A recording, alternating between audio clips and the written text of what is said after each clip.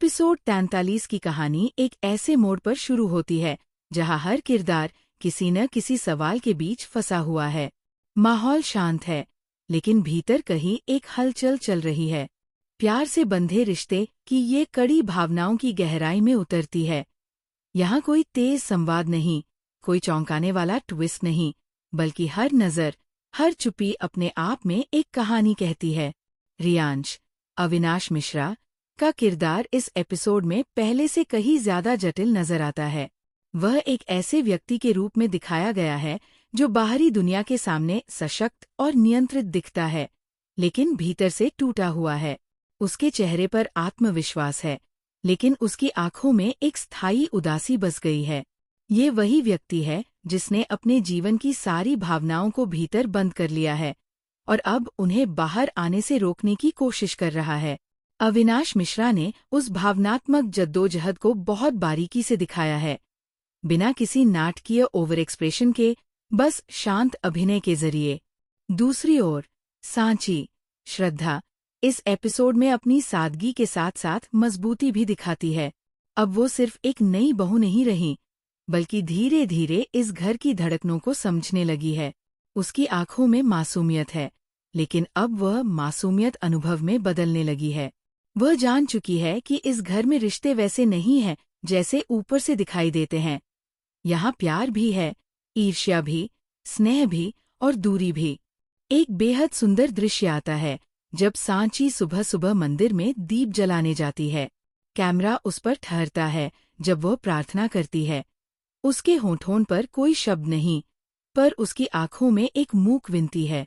ऐसा लगता है जैसे वह किसी ईश्वर से नहीं, खुद से बात कर रही हो। उसी वक्त पीछे से रियांश आता है और कुछ देर उसे देखता रहता है। उसके चेहरे पर एक हल्की मुस्कान आती है, लेकिन वह तुरंत अपने भावों को छिपा लेता है। यही क्षण दोनों के बीच की खामोश समझ को दिखाता है, जहां शब्दों की जरूरत नहीं, बस उपस्थिति ही काफी है। एपिसोड के बीच में एक पारिवारिक चर्चा होती है जहां हर सदस्य अपने अपने विचार रखता है। वहां माहौल सामान्य दिखता है, लेकिन दर्शक महसूस करते हैं कि सतह के नीचे कुछ उबल रहा है। बड़ी बहू का रवैया अब खुलकर ठंडा हो गया है। वह सांची के हर काम में कोई न कोई कमी निकालती है, जैसे उसे ये साबित करना हो कि वह यहाँ की नहीं है। लेकिन सांची हर बार शांति से जवाब देती है, बिना झगड़े के। उसकी यही शांति धीरे धीरे उसका सबसे बड़ा बल बन रही है। रियांश के अतीत का एक अंश भी इस कड़ी में झलकता है। वह अपने कमरे में एक पुरानी डायरी निकालता है और कुछ पन्ने पलटता है। उनमें एक तस्वीर गिरती है, किसी पुरानी याद की। वो तस्वीर देखकर उसकी सांस रुक जाती है। ये कोई साधारण तस्वीर नहीं, बल्कि उस इंसान की है जिसने शायद उसके जीवन की दिशा बदल दी थी। ये दृश्य बिना संवाद के चलता है, लेकिन कैमरा उसकी आंखों में उस गहरी चोट को दिखाता है जो अब तक भरी नहीं। श्रद्धा और अविनाश के बीच की केमिस्ट्री इस एपिसोड में बहुत सूक्ष्म लेकिन प्रभावी है। दोनों के बीच कोई रोमांटिक संवाद नहीं, लेकिन हर बार जब वे एक ही फ्रेम में आते हैं तो एक अनकहा जुड़ाव महसूस होता है। सांची की एक हल्की मुस्कान, रियांश की झुकी हुई नज़र, दोनों मिलकर वो भाव पैदा करते हैं जो शब्दों से परे है। एपिसोड के अंत में एक ऐसा दृश्य आता है जो पूरे दिन की कहानी को एक भावनात्मक ऊंचाई पर छोड़ देता है। सांची रसोई में अकेली होती है जब अचानक बिजली चली जाती है। वह मोमबत्ती जलाती है और उसी समय रियांश अंदर आता है। दोनों की परछाइयां दीवार पर मिलती है, जैसे दो आत्माएं धीरे धीरे एक दूसरे के करीब आ रही हों।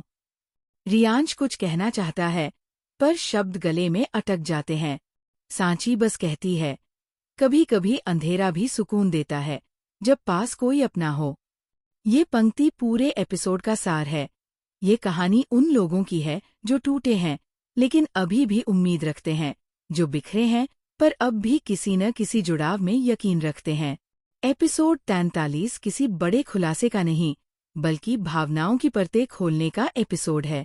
इसमें कोई तेज घटनाक्रम नहीं, बल्कि हर दृश्य धीरे धीरे आपको किरदारों के मन में ले जाता है।